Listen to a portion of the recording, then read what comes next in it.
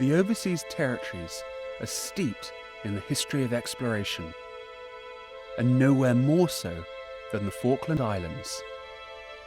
In the first half of the 20th century, it was a jumping-off point for the Antarctic, both for exploration and to hunt whales.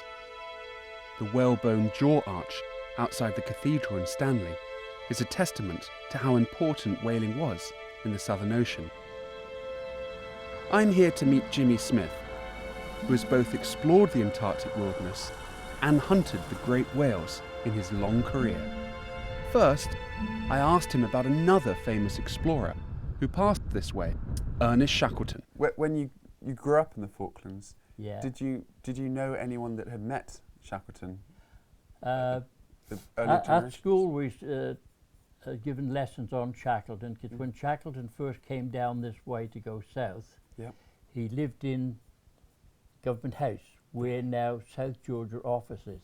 I didn't know that. And he had a room there and nothing else in it but a bed and bathroom facilities. Wow. And they tell me that every night when he went to bed he opened all the windows and doors to sleep in the cold. But Jimmy has also explored the Antarctic himself. We've done 14 months there. Wow. And done a lot of dog sledging and sleeping out the tents. Wow. From Hope Bay we went right down the coastline Right. God. to about 500 miles. It was a tough life, and food was often in short supply. But what they used to do when the penguins laid eggs, they'd get the eggs, clean them, and put them in this oatmeal and shake it down till it went like a block, and that preserved them for the winter. He also visited the British Antarctic base at Port Lockroy. The rock of Port Lockroy is Gouda Island. So we went across to the mainland and slaughtered about 50 penguins. Yep. Took them back to the island, pulled the tummies out, didn't take the skin and legs in here off, just hung them up by the neck in this big ice hole. One day we said, well, the boss said, we'll try penguins. So we went down and got a couple of penguins, and they were about 3 weeks old then. And we put them in the pan and roasted them up, nothing else. We had salt and pepper and put some oatmeal in it. It was good. It was good? Yeah. For his efforts, Jimmy was awarded the Polar Medal in 1954. The same medal was awarded to members of Shackleton's Antarctic expedition.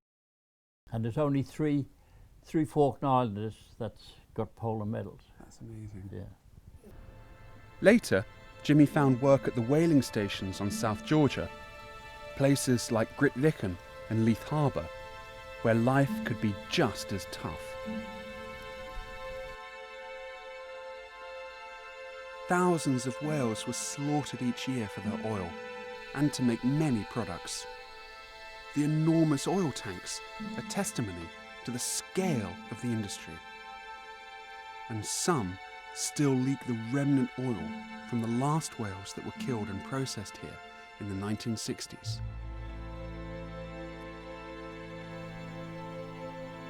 His first-hand knowledge of the days of commercial whaling is fascinating, as is his collection of photos and artefacts.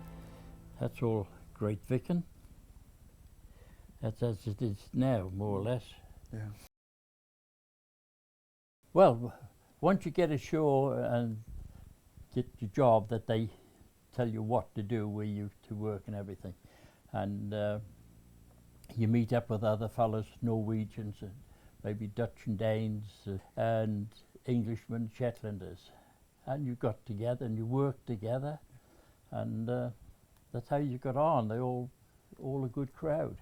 You got up at 6 in the morning, went to your mess room, had a cup of coffee, go to work, back to the mess room for 20 minutes for your breakfast, nothing more till 1 o'clock for your lunch, and then you'd had nothing else then till 6 o'clock when you went for your tea. And then you had 20 minutes, half hour for your tea, and then you stop, and you go back to work for overtime for 3 hours. At Leith Harbour, I think in the summer there'd be about 18. Yeah, 1800. 1800? Yeah. Well, see, we had... At that one station at Leith yeah, Harbour? yeah. They'd have one time during the summer to fish for sperm whale. And then after that, I think it was somewhere about 4 or 5 weeks, sperm whale. And then after that, they'd go back to the fin whale. Right. That's the whale with the fin on his back. And that could have been blue whale, sow whale, fin whale, humpback whale. But they were not allowed to kill the right whale, because he had a funny big jaw, and he was like an old daddy, very slow swimmer, and just used to lay on the water and blow. Now that's the gun there, look. Yeah. That's the piece sticking out, the harpoon there, and that's a whale there. Was the cannon quite accurate, or what was it like firing? Oh, it was accurate, but you see, you've got the boat going up and down and rolling this way, and the whale going this way, so yeah. The gunner, or the Norwegian gunner, he's pretty accurate. Yeah.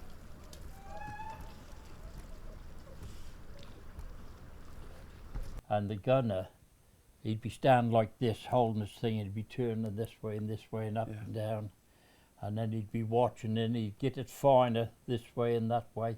Yeah. And in the end, he'd look down the barrel on his sight, and he'd see the piece he wanted, and he'd pull the trigger. Yeah. And this would run out. Okay. It wasn't very quick. Really? But once it hit the whale and went in there, that was it. They had it worked to an art, because when a whale first come up to blow, he'd take in air, and then he'd go down, and he'd come up again a few minutes after that. And then sometimes, as they called it, he would sound and go very deep. On the catcher again, they had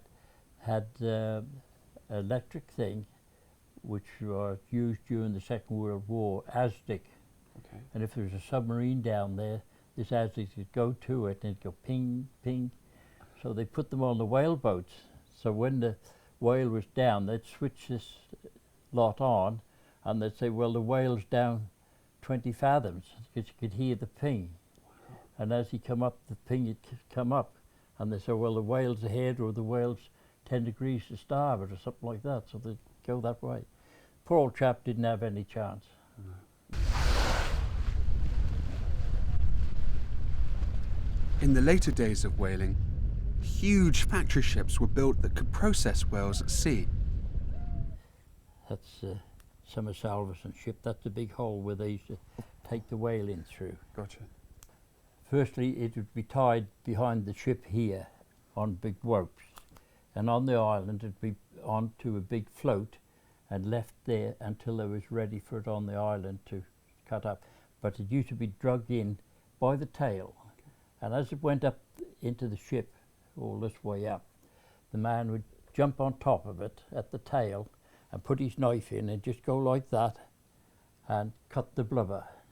And as he's cutting the blubber, so it would stretch, because the blubber on the whale is very tight, and it would stretch open, and then he'd go right up to the head, and just above the eye he'd do a half turn, and then come down to the jaw, and then the man on the below him would put his knife in and go along the tummy of the whale right to the tail. And then they'd put a hole in the piece by the jaw, like a triangle, put a wire rope through it with a toggle on it, and put a hook on it, and the man up there with his wire and his winch would start pulling it off. And it's creaking and cracking, and this other man would come along and just cut the sinew parts and the tendons and all that lot, and pull it off in one big lump. Wow. All the meat was stripped off the bone, and that was a massive piece of meat. And there would have a couple of blokes there with knives, cutters, cut it up into chunks, and that'd be thrown into what they call a rose down. And it was a massive big wheel about 8 feet across with blades on it, and when the meat was dropped down into this thing, the blade spinning so quick minced it up, and then it went through another machine where it was pressed, and all that water and blood that come out went into the bottle plant. And they used to send out I suppose about 20 tons of bovril a year, or at the end of the season. And then they had the whale teeth from the sperm whale. A bone was dried and minced up and then bagged up into paper bags and stowed in the bottom of the ship, and went to UK and sold. A lot of the bone meal and the meat meal was sold to America. Fertilizers. Jimmy's store of knowledge Find is on the other incredible, pages. Okay. and the detail of his recollections really bring this bygone era alive. In such a brief visit, I've barely scratched the surface. Well, whale oil at that time. The Britain's Treasure Islands book explores the unique wildlife, cultures and history of all of the UK overseas territories. Visit britain''streasureislands.com for details. In sincere thanks to Lord Ashcroft for funding the donation of one copy of the Britain's Treasure Islands book to every secondary school across the UK and her overseas territories. Thanks also to all Kickstarter backers and all sponsors and partners for making the 40 mini-documentaries possible.